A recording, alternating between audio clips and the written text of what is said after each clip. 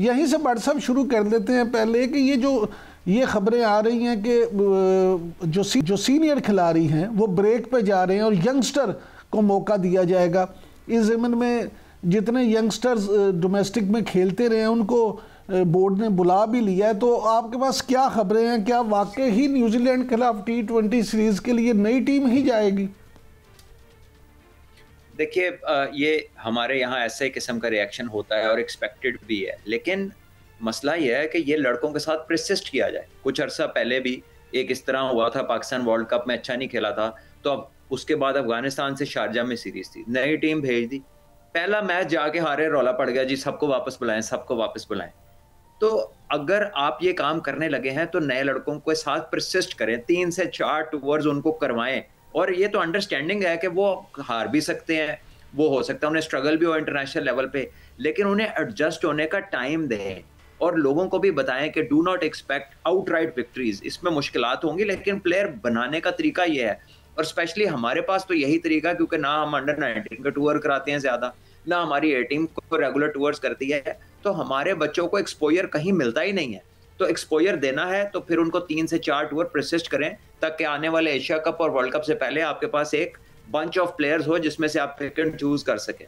लेकिन बट साहब यहाँ ये भी सवाल पैदा होता है कि बाबर आजम हो, मोहम्मद रिजवान हो, या जो पुराने खिलाड़ी हैं, अगर उनकी परफॉर्मेंस किसी वजह से ठीक नहीं, वो आप टीम की ग्रुपिंग हो या बैड पैच हो या कुछ भी हो, तो ये भी तो कोई सही तरीका कर देंगे कि आप हर जुर्म की सजा मौत तो नहीं होती कि आप टीम से ही बाहर निकाल दें या टीम में रख लें, उसमें भी तो काम होना चाहिए कोई। देखिए इमरान भाई, आपने बिल्कुल सही फरमाया, लेकिन ये क्रिकेट का एक कुदरती प्रोसेस है, ये नेचुरल प्रोसेस है कि जब आप थोड़ा ऑफ कलर होते हैं, आप स्ट्रगल करते हैं, तो आप अपनी प्रॉब्लम्स को ठीक करने के लिए डोमेस्टिक में जाते हैं। आप अपनी जो डेफिशिएंसीज है उसको कवर करने के लिए आप टीम के अंदर रह के, वो रेक्टिफिकेशन बड़े अरसे से चल रही है, नहीं हो पा रही, तो फिर ऐसे में होता है कि थोड़ा सा आप टाइम ऑफ करें। आप अपनी प्रॉब्लम्स जो कि मेंटल भी हो सकती हैं और टेक्निकल भी हो सकती हैं, आप थोड़ा सा टाइम ऑफ जो है ये आपको काफी फायदा दे सकता है। आप अपनी चीजों पे काम करके स्ट्रांगली वापस आ सकते हैं। बाबर आजम पाकिस्तान के बिलाशुबा बेहतरीन प्लेयर है, रिजवान बड़ा शानदार कीपर है, साथ बैटिंग बड़ी अच्छी करता है, बड़ी परफॉर्मेंसेज हैं, या बॉलिंग जो हमारा यूनिट है वो भी सब में से बेहतर वही हैं। लेकिन जो भी कर रहे हैं इस टाइम वो चल नहीं रहा, तो ब्रेक लेना या थोड़ी देर के लिए ड्रॉप होना ये कोई बेइज्जती नहीं है, ये कोई ऐसी चीज नहीं है कि जिसको दिल से लगा लिया जाए। ये होता है सारे मुल्कों में, दुनिया में ऐसा होता है। बट साहब दूसरे मुल्कों में इसलिए होता है कि उनके पास पीछे, आप तो हमसे कहीं बेहतर जानते हैं, उनके पास पीछे लाइन में 2-2 टीमें खड़ी होती हैं, उनके लिए तो फैसला करना मुश्किल होता है कि किसको टीम में डालें किसको ना डालें। हमारे यहाँ तो प्रॉब्लम ये है कि पीछे, जैसे आपने खुद जिक्र किया, अब आगे एशिया कप आने वाला है, T20 वर्ल्ड कप है, तो हम इसी सूरत हाल में रहेंगे या कोई बेहतरी होगी? देखिए, इस बेहतरी के लिए आपको जो तजर्बा देना है, तजर्बा तो कहीं और नहीं मिल सकता ना सिवाय ग्राउंड के अंदर खेलने के। तजर्बा बताने से तो नहीं मिलता ना, खाली देखने से मिलता है, वो प्रैक्टिकल्स करने पड़ते हैं। तो ये प्रैक्टिकलिटी के लिए इनको अंदर भेजना जरूरी है, और उसमें हो सकता है कि आपकी विनिंग रेशो जो है वो कॉम्प्रोमाइज हो, लेकिन वो पहले भी तो अच्छी नहीं है। अभी भी तो आप सबसे पहले टूर्नामेंट से बाहर हुए हैं, तो क्या फर्क नतीजा हो जाएगा? हम क्यों घबराए हुए हैं? हमें क्यों इनसिक्योरिटी है? दुनिया में दूसरी टीमें नहीं बदलती अपने प्लेयर्स? क्या इंडिया T20 में पिछली 5 सीरीज में उनका बैच ही डिफरेंट है, वो लड़के ही और हैं जो खेल रहे हैं। तो उन्होंने आहिस्ता आहिस्ता इंडक्ट करके अब जीतना शुरू कर दिया। अब वो ऐसी टीम है कि एक टाइम पे 2-3 टीमें बना सकती है। ऑस्ट्रेलिया के भी देखें, नए लड़के आए, तीनों मेन बॉलर उनके नहीं है चैंपियंस ट्रॉफी में, वो फिर भी जीते हैं। लेकिन बट साहब आपने अभी बैटिंग को हैवी कर लिया, वो बैटिंग पे मैच। बट साहब आपने इंडिया की मिसाल दी, अब देखें इंग्लैंड ने अफगानिस्तान पे मैच हारे, अफगानिस्तान से बटलर ने इस्तीफा दे दिया। हमारे यहाँ ये सूरत हाल है कि वसीम अकरम साहब कहते हैं कि जी 5-6 जो सीनियर खिलाड़ी हैं इनको वैसे ही फारिग कर देना चाहिए। दूसरे एक साबिक कप्तान है शाहिद अफरीदी साहब, हाँ जी, शाहिद अफरीदी साहब जो हैं उन्होंने उस प्यारे हाथों लिया कि जी ये क्या बात है। तो ये प्रॉब्लम ये है कि ये वसीम अकरम लेजेंड हैं, शाहिद अफरीदी लेजेंड हैं, हमें तो क्रिकेट इन्होंने समझानी है ना, ये एक दूसरे से मुत्तफिक नहीं तो टीम में हाक क्या होगा बेहतरी। देखिए, मैं इसमें एक बात कहूँगा समझने वालों के लिए कि जब आपके घर में मसला होता है ना, तो आप शरीकों की तरह बैठ के नहीं समझाते अपने लोगों को, बिल्कुल ठीक। ठीक है, तो मेरा ख्याल है कि ये अक्लमंदों के लिए इशारा काफी है। अगर आप वाकई मीनिंगफुल डायलॉग चाहते हैं और आप चाहते हैं कि अच्छी बात हो, कंस्ट्रक्टिव हो और हम लोग ग्रो करें, तो उसकी जगह काम करने की और बात करने की और है, वो प्लेटफॉर्म्स और हैं। बिल्कुल सर भट्ट साहब, यहाँ सवाल ही है कि जो 50-50 लाख रुपए ले रहे हैं, मेंटोर बन के बैठे हैं, उनका भी कोई फर्ज बनता है कि नहीं?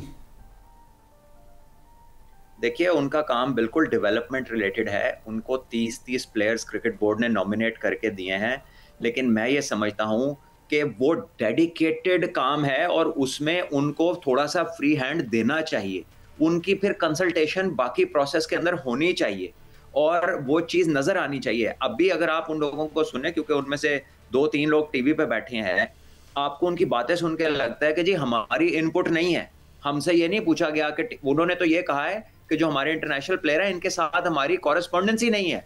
सो ये चीजें लिंक अप होंगी ना, तभी आप उसके अंदर फर्क डाल सकते हैं। यानी आप इतने इतने बड़े प्लेयर्स को लेकर आए हैं, तो उनसे आप काम लेना चाह रहे हैं और अगर वो उनकी कॉरेस्पॉन्डेंस ही नहीं है इन प्लेयर्स के साथ, जो कि उन्होंने खुद, मैंने शोएब मलिक साहब को खुद सुना है ये कहते हुए टीवी पे कि जी हमारा इंटरनेशनल जो अपने खेल रहे हैं लड़के, इनके साथ हमारी कॉरेस्पॉन्डेंस नहीं है। तो ये तो बड़ी पेनफुल चीज है कि अगर आपने उनको कल को अकाउंटेबल करना है, उनसे कहना है जी आपको 2 साल हो गए क्या किया, तो अगर उनकी कॉरेस्पॉन्डेंस ही नहीं है इनके साथ, तो वो तो यही कह के निकल जाएंगे कि जी हमारा तो उनसे ताल्लुक ही नहीं था। लेकिन भट्ट साहब देखें, यहाँ एक सवाल ये भी पैदा होता है कि बिल्कुल आप ठीक कह रहे हैं, बोर्ड की जिम्मेदारी है कि उनको उनसे काम भी लिया जाए, लेकिन उनको भी तो चाहिए ना कि अगर उनसे काम नहीं लिया जा रहा तो सिर्फ बातें ही ना करें, छोड़ दें। वो 30 लाख या 50 लाख ना लें कि जी हमसे तो काम नहीं है, प्याज ताड़ा उदासी चले हैं। 100% मैं आपसे एग्री करता हूं। ये मैंने GNN के प्लेटफॉर्म पे परसों भी ये बात की है कि अगर आप लोग ये समझते हैं आपके ऊपर सवाल आ रहा है लेकिन आपकी इनपुट नहीं है, तो आप अपना काम ना कीजिए, आप कोई और काम कर लें। कुछ जरूरी थोड़ी है यही काम रह गया। वो खुद भी तो कहते हैं कि हम नहीं है, तो यू हैव योर चॉइस। अच्छा भट्ट साहब, ये फरमाइएगा कि मोहसिन नकवी साहब रवा माह में खबरें हैं कि वो एशियन क्रिकेट काउंसिल की भी सदारत संभाल लेंगे और फिर जो एशियन कप है उसका वेन्यू भी डिसाइड होगा, तो आप क्या समझते हैं कि मोहसिन नकवी साहब जो हैं वो कामयाब हो जाएंगे? जो इंडिया के साथ हमारा मुआहदा हुआ है तो उसमें एशियन कप अब इंडिया में नहीं होगा। देखिए, बात तो ये हुई है कि अगर इंडिया में होगा तो पाकिस्तान अपने मैचेस बाहर खेलेगा जी, और अगर फिर फाइनल में पाकिस्तान हुआ तो फिर वो फाइनल भी बाहर होगा।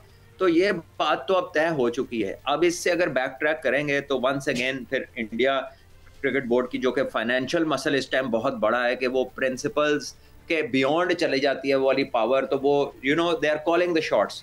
तो फिर देखते हैं कि वो उसको किस तरह डिटरमिन करते हैं। लेकिन अभी तक तो जो मुआहदा हुआ है वो यही हुआ है कि जब इंडिया में इवेंट होगा तो पाकिस्तान अपने मैच बाहर खेलेगा। अच्छा सर, आखिर में ज़रा भट्ट साहब ये बता दें कि ये खबरें हैं कि सकलैन मुश्ताक साहब को कोच बनाया जा रहा है, बोर्ड को गैर मुल्की कोच नहीं लाना चाहता बल्कि वो चाहते हैं मुल्की ही कोई कोच हो। तो आप क्या समझते हैं सकलैन मुश्ताक साहब जो हैं इस कठिन वक्त में ये जिम्मेदारी आसान तरीके से निभा लेंगे?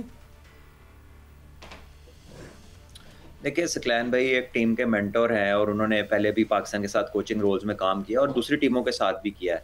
सो I wish him all the very best और देखते हैं कि वो कैसा काम करते हैं, क्योंकि मैं उनके साथ कभी इस रोल में रहा नहीं हूँ कि वो कोच हों और मैं प्लेयर हूँ।